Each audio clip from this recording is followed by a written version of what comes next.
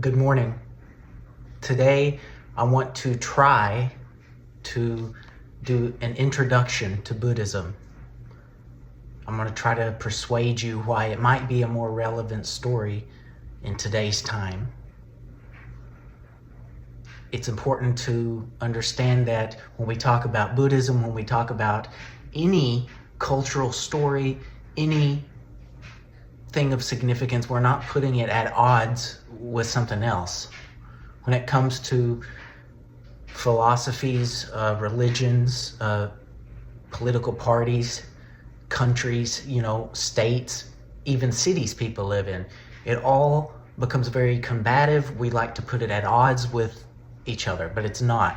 Each thing has its own unique fruit. So it's important to come at it with an open mind. Now, what did the Buddha teach? Well, the Buddha taught this middle way, this middle path between severe asceticism, doing nothing, not trying, laying around, no effort, severe asceticism, which was in his time, that was common, right? We don't think of that as what people, it could be thought of like homeless, vagrant, not trying, right? So there's a middle way between that and then sensual indulgence, extreme greed, extreme dogmatism, extreme ambition. There's this middle path. And so the great thing about Buddhism is it doesn't teach anything beyond clearing the mind, mindfulness, becoming whole in and of yourself. We find in Buddhism that the problem is not independence. Independence gets a bad rap today. It's getting an even worse rap as time goes on. But that's not the problem. Independence can be a great thing if we learn how to balance it, if we learn to take care of our health and be independent, if we learn to create in ways that are constructive and not destructive, right? So the Buddha taught that. The Buddha taught that no matter how you live, suffering exists. Suffering is the name of the game. Suffering is a fact of life. Dissatisfaction in your lifespan, your entire life, in a day you're going to have pain, you're going to have good things that happen, you're going to have unsatisfactoriness. So it's always there. The point is not to try to get rid of all of it. We want to do what we can. We want to live as great, actualized, full lives as we can. But we have to understand that some element of suffering is going to be there. Even millionaires, billionaires suffer in other ways. Everybody has their own level of suffering. One person's suffering might seem insignificant, might seem minor compared to this person's problem, And so we have to have the proper attachments. That's what Buddhism talks about as well. The Buddha talked about attachment. Everything in our lives is an attachment. I love this place. I moved into this place 4 years ago. It's great. I love it.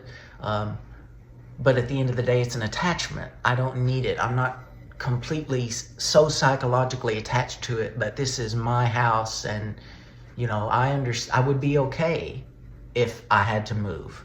I'm attached to the music I like. That's not a bad thing. I love my type of music.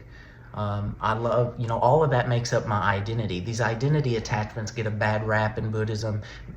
Mainstream Buddhism, most people online teach you to throw away all attachments. Attachments are bad, blah, blah, blah. It's all about having healthy attachments, The fact that I'm attached to dance is a good thing. The fact that I like Michael Jackson is a great thing. That's part of my identity. The fact that I like what else do I like? I mean, it doesn't take a lot. I love music. I love pizza. I just got done eating pizza, So attachments can be a great thing. Attachments are a tool. So suffering exists. You can't escape it. You have to develop the proper attachments. And you do this through the Eightfold Path. The Eightfold Path, right speech, right action, right thought, right intention, right livelihood, right? And okay, so those are all the areas of your life you should focus on. And money either comes from those things that you do in your life, or it's just always this side thing. It's just always this other part of life where you have to make the money you need to survive, and that's okay. There's nothing wrong with that. The other thing that makes Buddhism unique is it's not focused on colonization. It's not focused on that story of furthering, some people think that might be more sophisticated of a story. But my argument is what's relevant in today's time, what's more relevant in today's time, where we have ecosystem issues, where we have a larger and larger population, and quality of life is so important. And that's what the Buddha does. The Buddha, even just contemporary mindfulness, meditation, yoga stuff today, even they teach you to organize your life. You take on words, you take on the right words. It's not about, if we get too much into our language, and you'll start to identify with a country, you'll start to identify with a religion, you'll start to identify.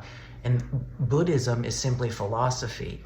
And that goes back to attachment. What are the proper attachments? My coffee in the morning does a lot of good for me.